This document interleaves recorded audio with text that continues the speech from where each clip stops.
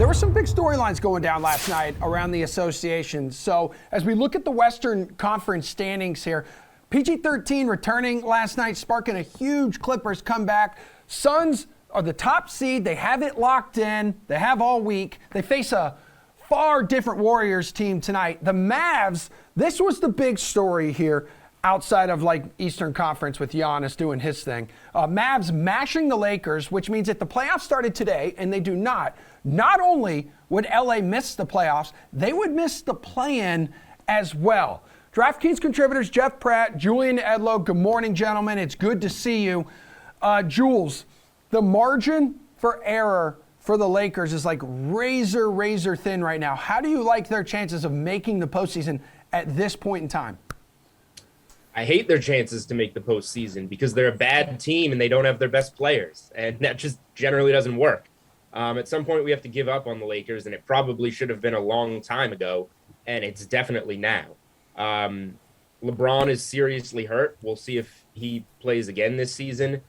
The idea of getting Anthony Davis back is great, but he still hasn't played in ages, and so he's going to have some rust to knock off, and we know, how fragile he can be in general. Russell Westbrook is a negative on the floor, and, all you can count on for him on a nightly basis is to, get into a fight with a reporter and storm off the podium.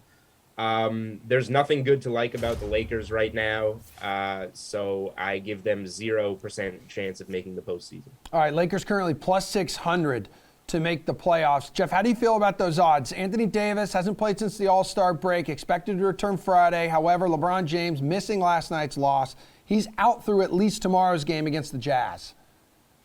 Yeah, I'm with Julian. I just don't feel good whatsoever about the Lakers' odds of making the play-in. They have to show us something to give us, optimism that they can do it. And as of right now, that's just not the case. This team, as Julian was saying, just isn't good without LeBron, and his availability moving forward is in serious question after that ankle injury.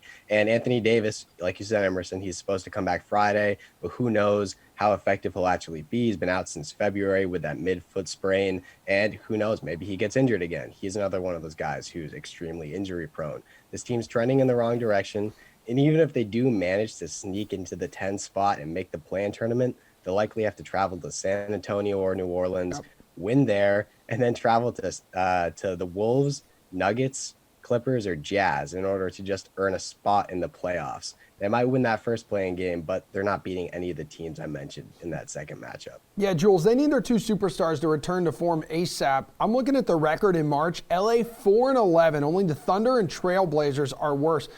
Do you think that they should just shut down LeBron James the rest of the way? No, because this team also isn't built to tank. You got these guys, so you might as well go for it and try and pull the upset and, get a play-in seed. And then if you have LeBron and he does wind up being healthy, try and win a couple games. Like I said, I give it very, very little chance to happen. But there's just no point in shutting it down when you have this much invested in this many guys and you open the season as one of the title favorites. And Jules, correct me if I'm wrong. I think the Lakers had the second shortest odds out of anyone to win the title in the preseason, or did they have the best odds? I think it was just the Nets and then the Lakers. Okay. Don't quote me. Maybe Jeff knows, but they were in the top three to win it all. Okay. Let's go ahead and just take a gander at tonight. We got 11 games on the board. Jeff, what's your favorite spread? Emerson, I have to go back to the Celtics.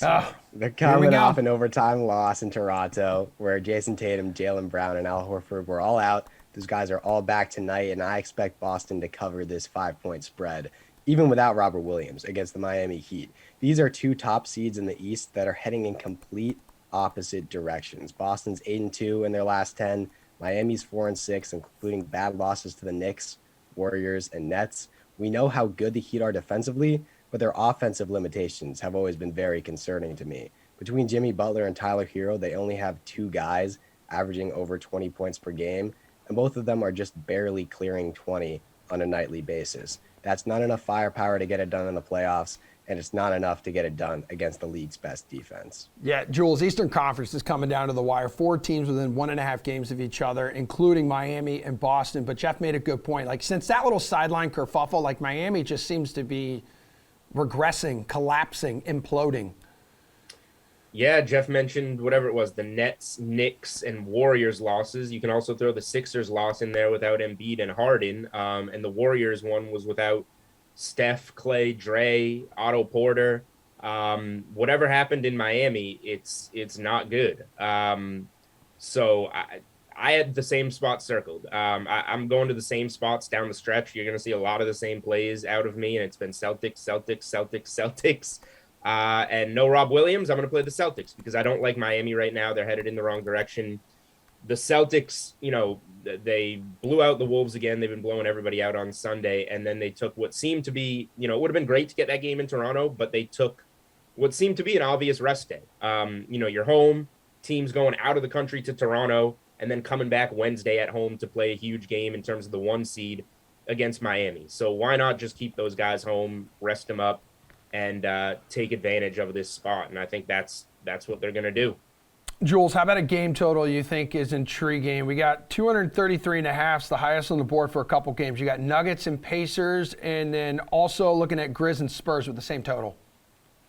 Yeah, I don't really play game totals, occasional in-game totals or team totals or whatever. But if you follow me on Twitter, you know what I do play is Grizzlies first quarter team total over. And the Grizzlies play tonight. It lost last game. It's lost 3 times in the last maybe like 10 days or so here. But it doesn't change the fact that Grizzlies first quarter team total is on a 23-4 run to the over, and they play the Spurs, who are a decent first quarter over team. Doesn't matter if they have Ja Morant, no Ja, no problem. Grizzlies over 29.5 team total first quarter against the San Antonio Spurs. Like I said, like the Celtics, I'm just going back to the same spots over and over to round out the regular season. Okay, Jeff, we know you like to go back to the same spot over and over when it comes to the Boston Celtics, which, by the way, that game, lowest total on the board, 213.5. Yeah, I'm not looking at that one, but Julian and I apparently are just looking at every same game because I'm going to the Grizzlies and Spurs as well. I am looking at that game total, though, as you said, Emerson, it's currently set at 233.5, and that just feels too low considering how explosive both of these offenses have been lately. Over their last 3 games, Memphis is the highest scoring team in the league, racking up just under 128 points per game, and the Spurs aren't too far behind, averaging 121 points over their last 3. San Antonio is really closing the season strong. We talked about it earlier. They just passed the Lakers to move into the final play-in spot yesterday. This one should probably be a track meet, and even if these teams cool down a little bit, I think there's enough offensive firepower here to hit the over.